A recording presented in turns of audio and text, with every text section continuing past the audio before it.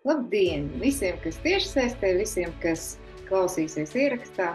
Liels prieks, ka šī tēma uzrunā cilvēkus, jo patiesībā mūsu paudze arī ir tā, uz kuru ir jāstrādā, kas ir vissvarīgākā, kas audzina bērnus un no kura šobrīd no mums, no katra, pilnīgi viss ir atkarīgs. Kāda būs mūsu bērnu nākotne, mūsu valsts nākotne un kādas būs mūsu ģimenes, mūsu sabiedrība.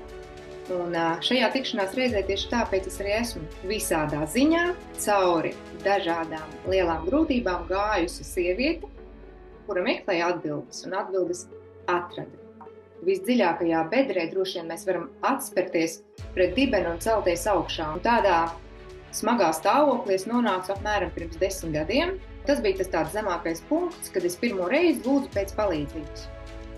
Un no tā brīža, kā tādā rožu kroņa pērlītēm līdzīgā ķēdītē, manā dzīvē nāca iekšā cilvēki, nāca iekšā skolotāji, garīgā izaugsme. Tiešām šobrīd varu teikt, ka es zinu atbildes savā ikdienā uz visiem jautājumiem. Tas, ka jūs šodien te esat, jau nozīmē, ka jūs meklējat, tātad atradīsiet, un par jums vairs nav jāuztraucās. Par jūsu bērniem es vairs neuztraucos. Vienam no maniem skolotājiem kāda māmiņa individuālajā terapijā atzinās, ka viņa ir pieķērusi sevi pie domas, ka viņa labprāt izmestu pa logu savu zīdaini, izgulētos, un tad izlektu arī pati. Un tas tāds visai šokējošs atklājums sevī savā sirdī, ar kuru ikdienā parasti māmiņas vecāki nedalās. Taču es saprotu, kā tā māmiņa jūtās. Ziniet, tas tiešām ir ļoti smagi traumētas sievietes sajūtas.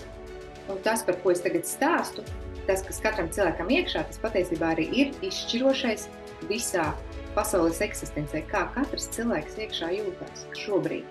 Un cik mēs jūtamies laimīgi, cik mēs jūtamies viegli, cik ir pamatotas visas mūsu bēdas. Jo tad, kad ir nelaime, un es par to bēdājos, tas ir normāli. Un tad, kad mūsu bēdām, mūsu smagiem stāvokļiem nav vairs loģiski izskaidrojumi, ir jāvēršās pēc palīdzības. Un kā šis ceļš ir iets, tad to arī es izstāstīšu un arī parādīšu.